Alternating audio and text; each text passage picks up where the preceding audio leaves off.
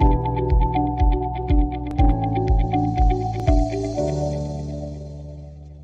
thưa quý vị, thì dọc theo tuyến cao tốc Long Thành - Dầu Giây, chúng ta ra quốc lộ 51, ngay tại nút giao thì chúng ta sẽ có một tuyến Lê Duẩn kết nối vào đường Phạm Văn Đồng. Và Xuân Huy đang đứng trên đường Phạm Văn Đồng, và ngay sau lưng Xuân Huy thôi, đó là một trong những dự án rất là đẹp. Và theo Huy đánh giá hiện nay đang là dự án đẹp nhất và xanh nhất tại Long Thành. Xuân Huy xin được phép giới thiệu đến quý vị dự án ID Johnson.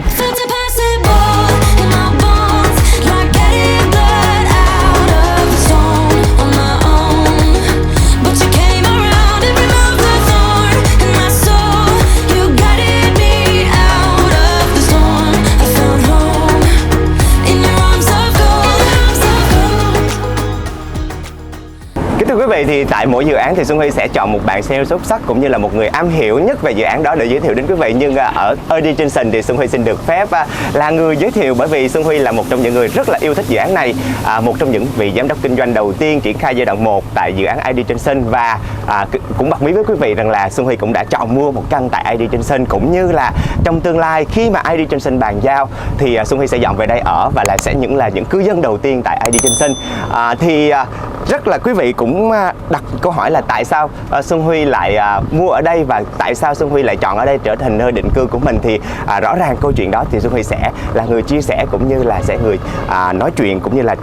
bật mí cho quý vị trong video lần này nhé. Và bây giờ chúng ta sẽ cùng theo chân Xuân Huy đi vào tham quan Sale Gallery, là một trong những điểm rất là nổi bật, cũng như là có những cái thiết kế rất là đáng tự hào tại dự án ID Johnson. Và bây giờ thì chúng ta đã đến Sale Gallery rồi quý vị ơi. Kính thưa quý vị, thì ngay bên trái Xuân Huy thôi thì quý vị cũng thấy rằng là đây chính là Sale Gallery của dự án, và những mảng xanh bắt đầu hiện hữu, cũng như là được chủ đầu tư chăm chút rất là chu đáo và kỹ càng ha. Kính thưa quý vị, thì đây Sale Gallery của dự án được thiết kế bởi một công ty rất là có thương hiệu về thiết kế sự kết nối giữa con người với thiên nhiên, đó là công ty Lava. Và chúng ta cũng thấy là đây là một trong những mẫu kiến trúc rất là đẹp tại dự án, sẽ được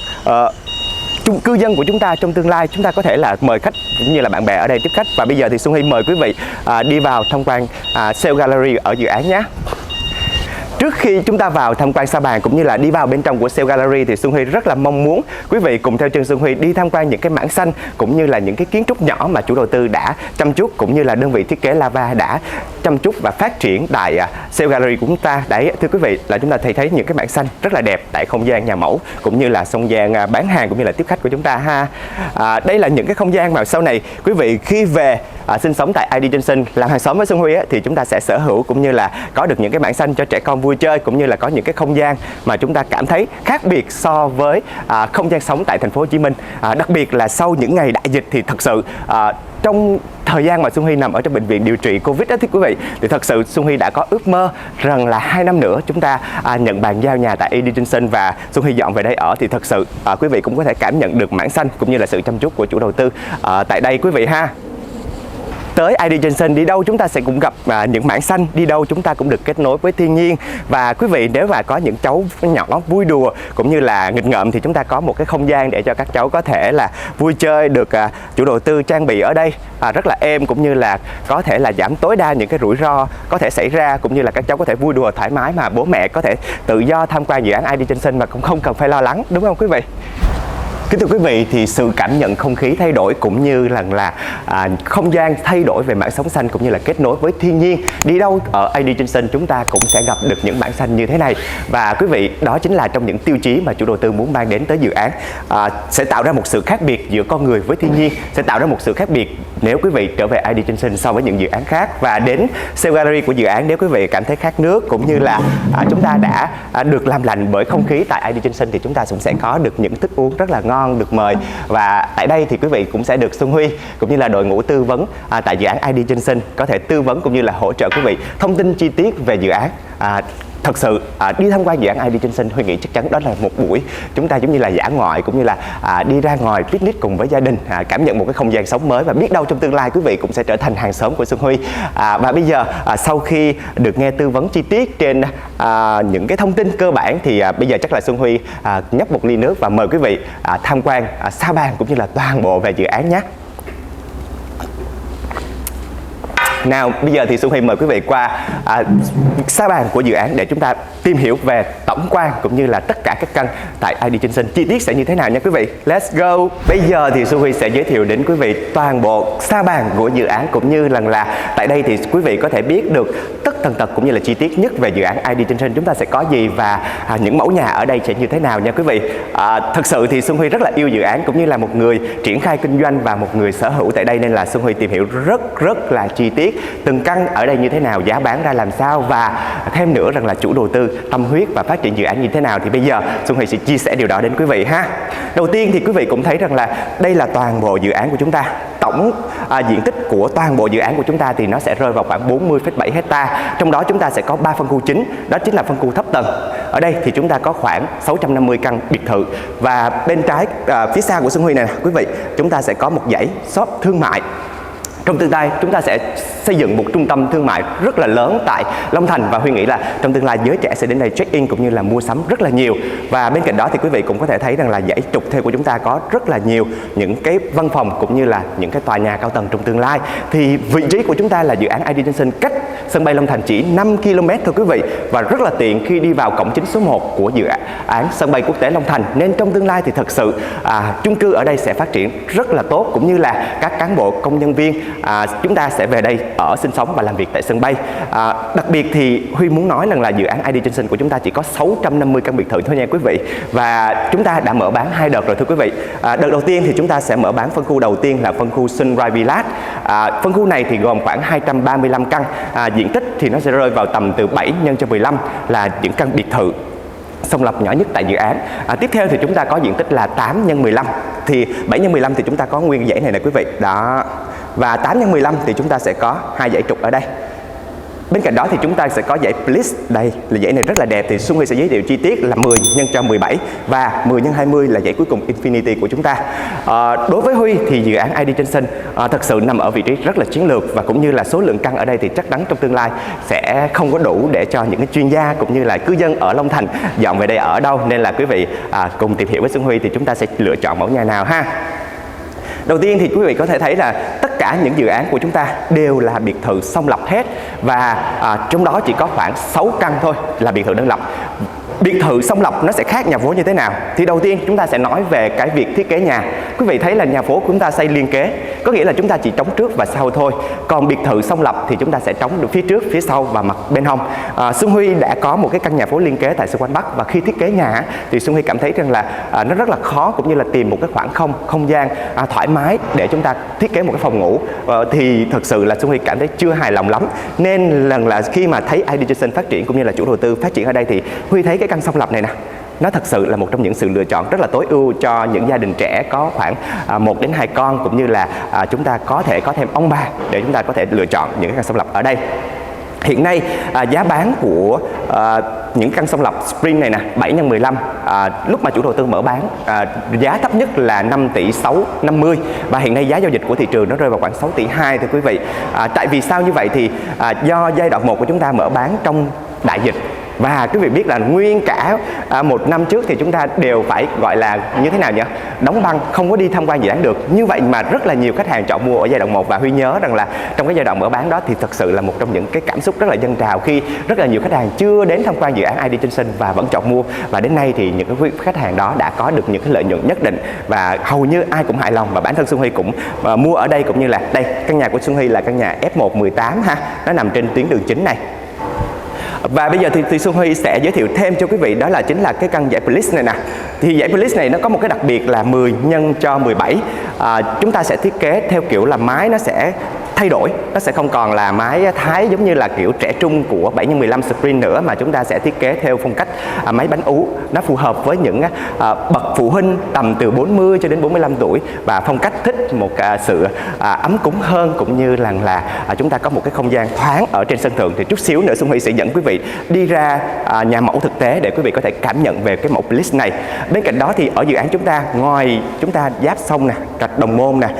khơi một hồ nhân tạo ở giữa dự án, thì chúng ta sẽ có một cái dãy nhà đặc biệt, đó là Infinity 10 x 20. Thì dãy nhà này thật sự là một trong những cơn sốt mà ID Johnson tạo ra trong cái giai đoạn bán hàng, thì rất là nhiều khách hàng chọn mua ở đây, cũng như là hiện nay mức tăng giá của những cái sản phẩm này rất là cao.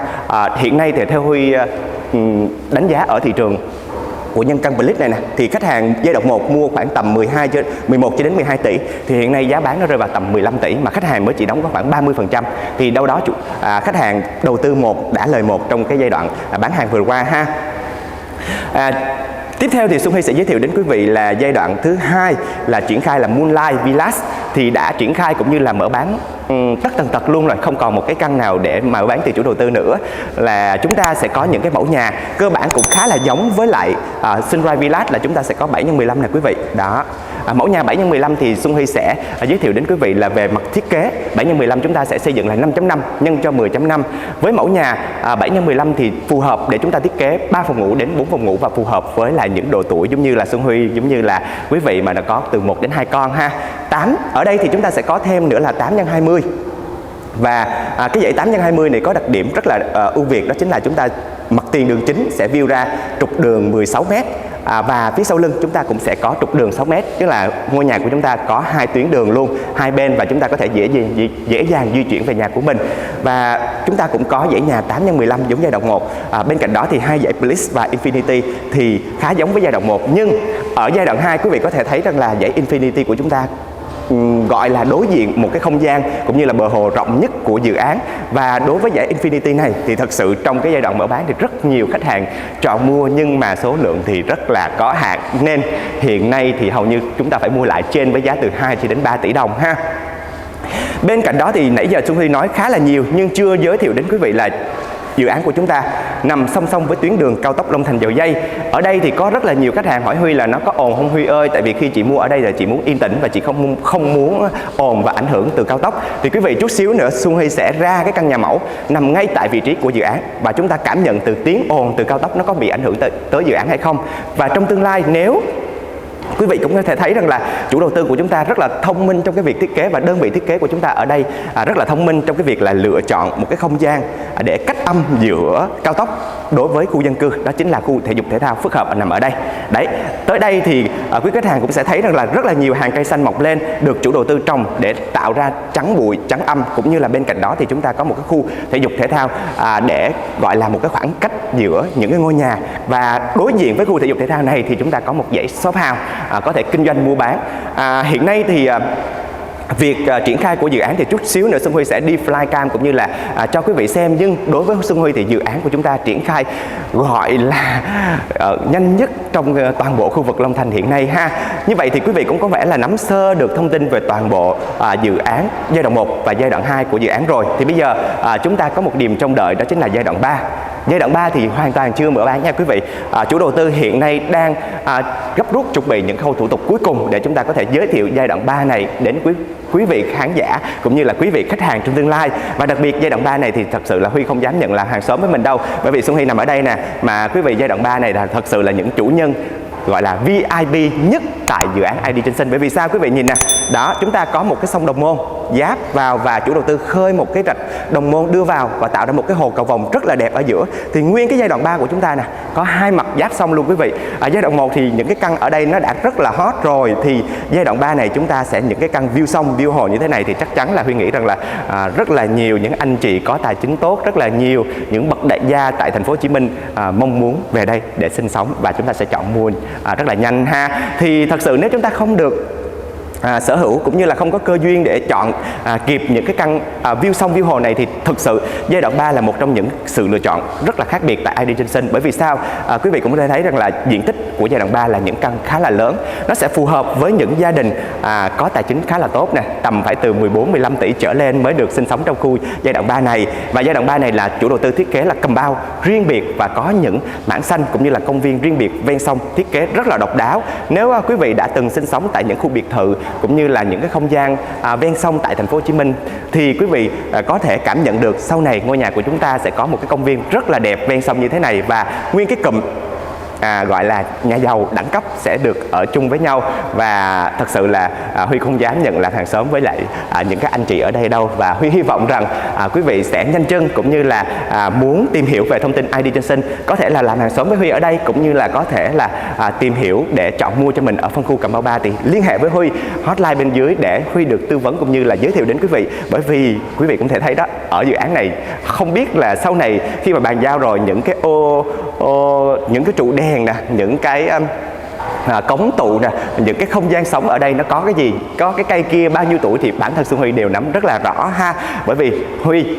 rất là yêu dự án và rất là mong giới thiệu đến quý vị dự án này. Bên cạnh đó thì Xuân Huy cũng rất là muốn giới thiệu đến quý vị là pháp lý của dự án là một trong những điểm mà Xuân Huy rất là yêu thích, và Xuân Huy sẽ để cái phần đó để tư vấn cho một trong video sau để cho quý vị tìm hiểu cũng như là đặt câu hỏi bên dưới, thì Xuân Huy sẽ trả lời hết những cái vấn đề cũng như là những cái câu hỏi tại dự án ID Johnson. Và Huy sẽ bật mí thêm một chút xíu ha. Tại đây thì chúng ta sẽ có một cái trường học nè, và không gian trường học này chúng ta cũng cảm thấy rằng là nếu mà trong tương lai 650 cư dân này về ở thì rõ ràng trường học của chúng ta sát bên. Và ngoài trường học ra thì chút xíu nữa thôi thì Huy cùng với đội ngũ sẽ đưa quý vị đi tham quan xung quanh tại ID Johnson, giống như chúng ta đi ra đường Lê Duẩn để xem tại đường Lê Duẩn đó nó phát triển như thế nào và không gian xung quanh của ID Johnson có sự khác biệt gì so với những dự án trong cùng một phân khúc. Và sự lựa chọn của quý vị tại ID Johnson là tại sao Xuân Huy lại chọn ID Johnson mà không phải chọn những dự án khác để mua ở, để đầu tư, hoặc là đặc biệt hơn là gắn kết cả cuộc đời của mình tại ID Johnson ha. Cảm ơn quý vị. Thì bây giờ chắc là thông tin tổng quan về Sa Bàn quý vị cũng đã nắm sơ rồi, và Xuân Huy sẽ mời quý vị đi tham quan nhà mẫu thực chiến của dự án, cũng như là chúng ta sẽ đi một vòng trải nghiệm hiện nay công trình của ID Johnson đang triển khai như thế nào rồi. Bây giờ cùng Xuân Huy đi tham quan những cái phần còn lại ha.